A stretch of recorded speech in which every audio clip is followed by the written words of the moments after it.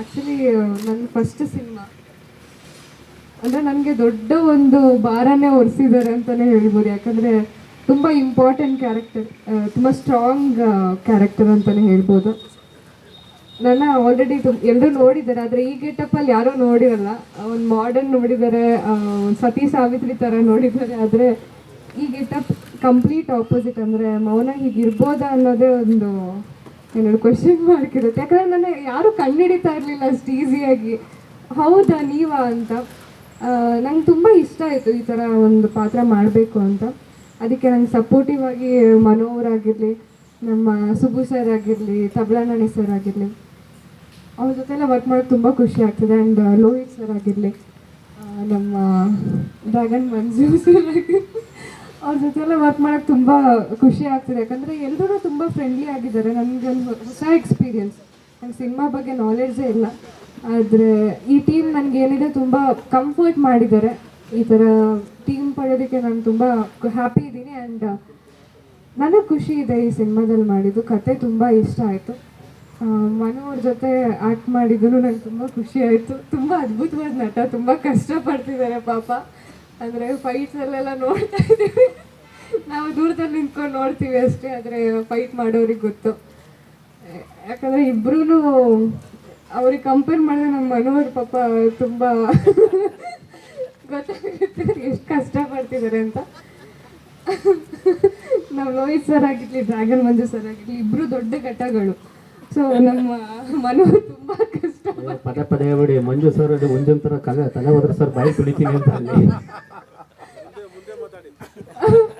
But enjoy ಮಾಡಿದ್ದೀನಿ ನಾನು whole team ಜೊತೆ, ಟೆಕ್ನಿಷಿಯನ್ಸ್ ಆಗಿರಲಿ, ಆರ್ಟಿಸ್ಟ್ಗಳಾಗಿರಲಿ, ಎಲ್ಲರ ಜೊತೆನೂ ಎಂಜಾಯ್ ಮಾಡಿಕೊಂಡು ಶೂಟ್ ಮಾಡ್ತಿದ್ದೀನಿ. ಎಲ್ಲರೂ ಎಫರ್ಟ್ಸ್ ಹಾಗೇ ಇದೆ. ಸೊ ನಮ್ಮ ಹೋಲ್ ಟೀಮ್ಗೆ ನನ್ನ ಕಡೆಯಿಂದನೇ ಆಲ್ ದಿ ಬೆಸ್ಟ್ ಹೇಳ್ತೀನಿ.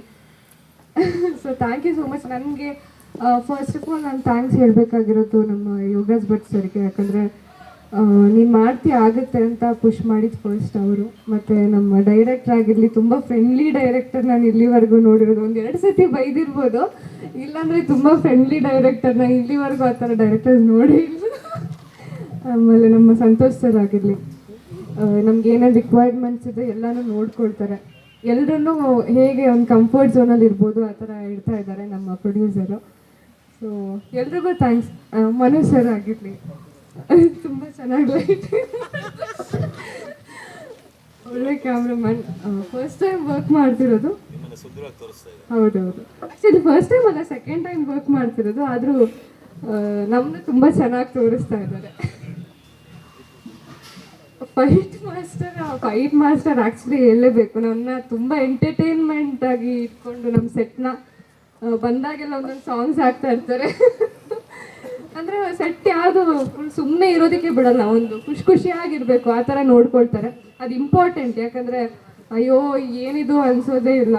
ಅವ್ರು ಬಂದಾಗಿಂದ ಒಂದು ಎಂಜಾಯ್ ಮಾಡ್ಕೊಂಡು ಶೂಟ್ ಮಾಡ್ತಾ ಇದ್ದೀನಿ ನಾನು. So thank you so much. ಬಿಡ್ರಿ ಎಲ್ಲ ರಾಮಾಚಾರಿ ಫುಲ್ ಬಿಸಿ ಇದ್ರೆ ಈ ಸಿನಿಮಾ ಹೇಗೆ ಮ್ಯಾನೇಜ್ ಮಾಡಿ?